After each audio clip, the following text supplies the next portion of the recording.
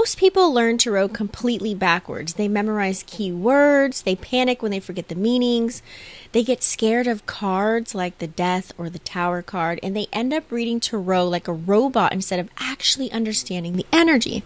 Now, I do have to say, tarot was never meant to be read like flashcards. Think of tarot like a life system. It's a mirror. It's a psychological map, an energy language. So once you understand that, the cards really stop feeling confusing. Tarot is not about predicting your doom. Tarot is energy interpretation. That's the first thing I need you to understand before we even start learning the cards, honey, okay?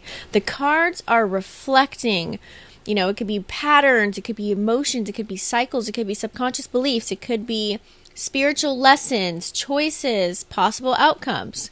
So if you think about it, tarot is basically what energy are you currently feeling? And that's why readings can really shift. Nothing is fully locked in stone because people shift energy all the time. Now, yes, sometimes tarot can predict events, but usually it predicts more so the momentum, the direction, or the emotional trajectory of what's playing out, not a fixed destiny. So think of tarot, I would like to think of it as a GPS.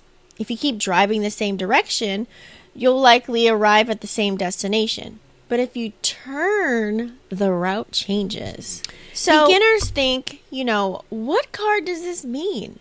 Professional readers really ask themselves, what story is happening here? And that changes everything because tarot is storytelling through symbols. So why do most people struggle with tarot? Well, I'm going to give you 3 reasons, okay? They try to memorize everything. You guys, tarot is not a school. You don't need to memorize 78 perfect definitions immediately. That actually blocks your intuition. The cards are visual energy systems, so you're supposed to feel them first. Example. Let's say the 5 of Pentacles. It feels different than if you see the Sun card. Before you even know meanings, you can really see struggle versus joy, right? And a lot of people approach tarot scared, especially from social media. People online, literally, even in the movies, they made tarot look dark and creepy, dramatic, dangerous. Now listen, energy work should always be respected. But the fear, false evidence appearing real, kills intuition. If every card scares you, you won't read clearly at all whatsoever. People start depending on the cards instead of themselves. That's one of the biggest traps. Tarot is supposed to really strengthen your intuition, not replace your brain. And some people become addicted to readings. Every 5 minutes. Should I text him? Is he cheating on me? Does he love me? What's going to happen tomorrow? Am I going to get another job? Pull another card. That really creates dependency.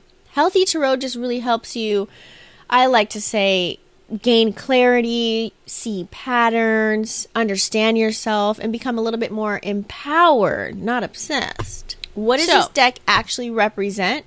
Well, let's kind of simplify the deck because beginners get overwhelmed. I know I did at one point. Let's start off with the major arcanas, okay? These are the big life changers. So the major arcana just represents spiritual lessons, major transformations, identity shifts, changing your path like destiny moments, karmic experiences. Those are the heavy hitters, okay? So think major arcanas as heavy hitters. And then when you have multiple major arcana cards appear, that means in your life right now, in your movie, because you're the main character, it's teaching you something. Earth is school. So, for example, let's say you got the Fool card. That's a new journey. Let's say you got the Death card. You're going through a transformation. If you get the Devil card, there's probably some sort of attachment that's there. If you get the Tower, there's something that's forcing a change in your life. Let's say you get the Star card. That's having a little bit of healing going on and hope. Some examples of the minor arcana. Minor arcana is daily life, okay? So what is that going to look like, Tisha? Well, minor arcana is going to represent your everyday situations. It's going to be communication. It's going to be your emotions. Something happening at work. It's going to be relationships, any type of conflict or decisions that you have to make. So that's going to be the day-to-day human experiences. Major transformation, day-to-day experience, okay? Oh, the suits. I'm going to simplify this really quick because we're going to dive into it a little bit deeper into the next module, all right? So, cups. Write down cups could be emotions plus relationships. And your wands are going to be taking action, but having a little bit of passion and motivation involved.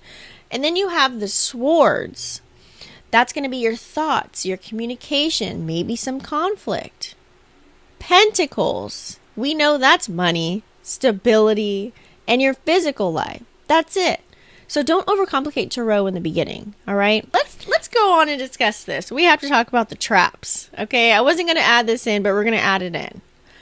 The biggest tarot traps to avoid, I would say, is reading literally. You have to keep in your mind that tarot speaks symbolically. Death usually doesn't mean physical death. The devil usually doesn't mean literal demons. And the tower, for God's sake, doesn't mean your whole life is ending. Tarot speaks in metaphors. And once you soak that in, leave it right there. All right? Trap number 2. Obsessive love readings. Let me save you years right now. Do not build your tarot journey only around, does he like me? Because as a reader, you will stunt your growth. Trust me, I did the love and relationship sector in the very beginning. That's all that was gravitating towards me. But tarot can actually reveal more. It can reveal shadow work that's needed, your purpose, healing, patterns. If you have any money blocks, confidence issues, subconscious beliefs, spiritual cycles. So it's way deeper than romance. Now, trap number 3. This is the one. People comparing yourself.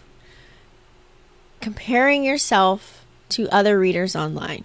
Social media readers edit videos. Please remember that. You are watching polished readings, even probably after years of practice. So do not think that you're failing because you're learning slowly. Every powerful reader once struggled reading spreads, including me. Trap number 4. Thinking that there's one meaning. One card can mean 1,000 different things depending on who the reader is and how they interpret through their perception of life experiences. And it also can depend on, the surrounding cards that's next to them, questions that are being asked, your intuition, the energy that's in the room or whoever you're reading for, the positioning of the spread. So tarot is very layered, and that's why 2 readers can pull the same card and interpret it differently. Now, I get this question a lot. When will I actually become a good tarot reader? Well, you become good at tarot just by practicing. Doing it every day, observing patterns, trusting your intuition, reading energy consistently. Not by trying to sound spiritual. The best readers are usually grounded, they're observant, they're emotionally aware, they're honest, they're intuitive. So tarot is less about performing and it's more so understanding human energy. All right? So today, I want you to stop seeing tarot as scary or impossible and like these magical flashcards. And I want you to start seeing it as an energy language, a mirror, a story system, a tool for awareness. A tool for awareness.